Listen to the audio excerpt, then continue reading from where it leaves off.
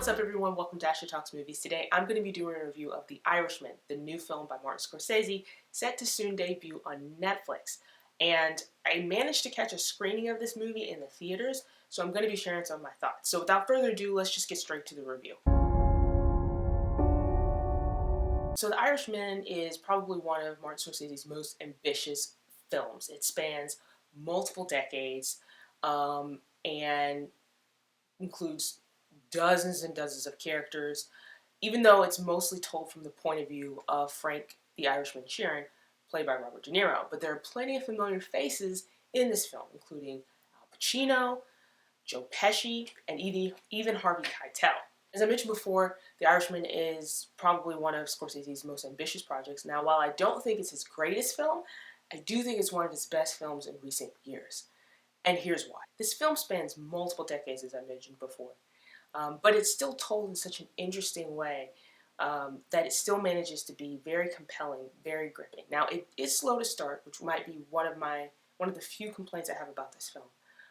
But it's so evenly paced, and that's mostly due to Scorsese's direction. I mean, you can tell his expertise is very much here in this film. But it spans, across multiple decades. You've got multiple characters, and it jumps from timeline to timeline, so from decade to decade, which might be hard for some people to keep track of. But he does it in such a way that it felt seamless to me.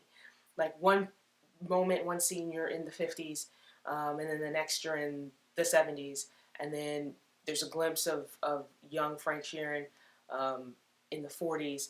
And it jumps a lot, but it connects so well together. Another reason The Irishman is such a great film are the performances. Now, I mentioned before, there's a bunch of heavy hitters in this movie. You've got De Niro, you've got Al Pacino, you've got Joe Pesci, Harvey Keitel. They're all back, and they're doing a fantastic job. Big shout out to Robert De Niro, who is carrying the bulk of this film.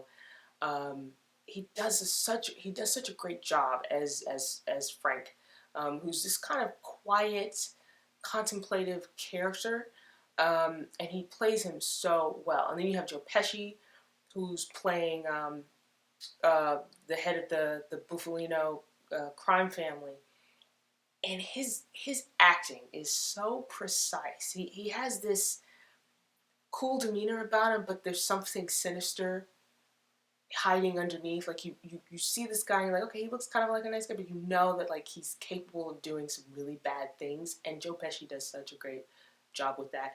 Al Pacino is so entertaining as Jimmy Hoffa in this film. My goodness. I mean, he's playing him over the top.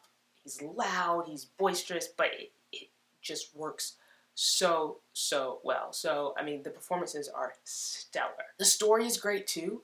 And again, if you're not familiar with the Bufalino crime family or even Jimmy Hoffa, you can still come into this movie and still being intrigued by how things are playing out and wondering which direction certain things are going to go.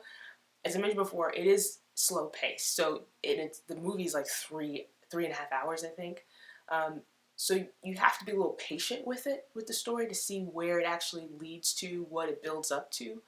But I will say it's worth it, because in my opinion, the last maybe hour of this film is the strongest part of this film, and it really gets going. I mean, the pace never changes, but everything that's been building up to comes to a head in the final hour, and it's just, the payoff is there. It's so great. It's so rewarding. So one thing I do want to mention about The Irishman that some people might be wondering about.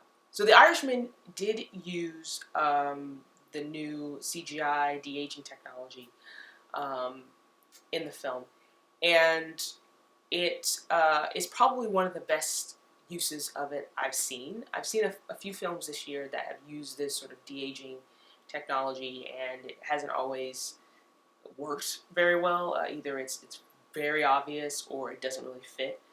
But here it works. In fact, to most audiences, you might see a younger Robert De Niro in The Irishman and kind of do a double take at first because you're like, wow, he looks young.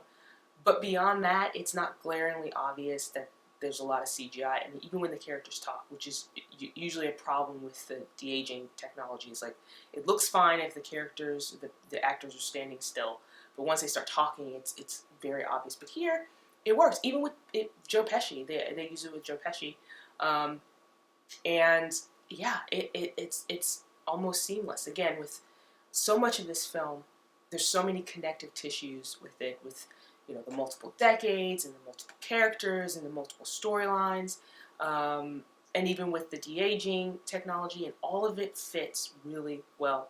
Overall, I really enjoyed The Irishman. I think it's great. It's interesting that the film ended up on Netflix as opposed to being released by a major studio. I mean, I could see why. It's kind of risky because, I mean, even though you have Scorsese's name attached to it, and even though you have De Niro and Pacino and Joe Pesci in it, 3.5 hour movie, it might be a tough sell for some theaters, especially since it's not a comic book movie or a franchise piece. But I mean, Netflix did a good job. I mean, I feel like people will be talking about this film once it is released in Netflix because it's good. It's really, really, really good. In fact, it's great. It's great. Again, my only real complaint about this film would be that it is really long and it feels long at times. I mean, again, I think the first 2/3 of this movie, it just kind of moves a little slow in. Things don't really get going until like the last hour. But if you stick with it, again, there's that payoff. It's there. And the last hour is, to me, the strongest part of the film. I almost wish more of the film would have been like the last part of it, because that part was just amazing. And it's interesting because the story, there's so much involved with this story, and Scorsese is definitely the person to handle this because he's such a great filmmaker.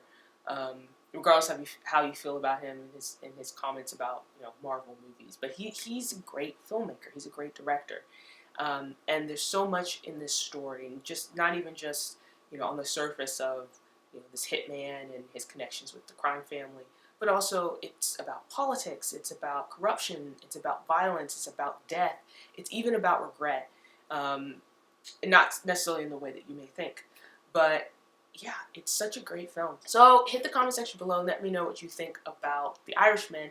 And if you haven't seen it yet, I mean, it's going to be on Netflix soon. So once you do see it, share your thoughts below. While you're here, please like and share this review. And don't forget to subscribe.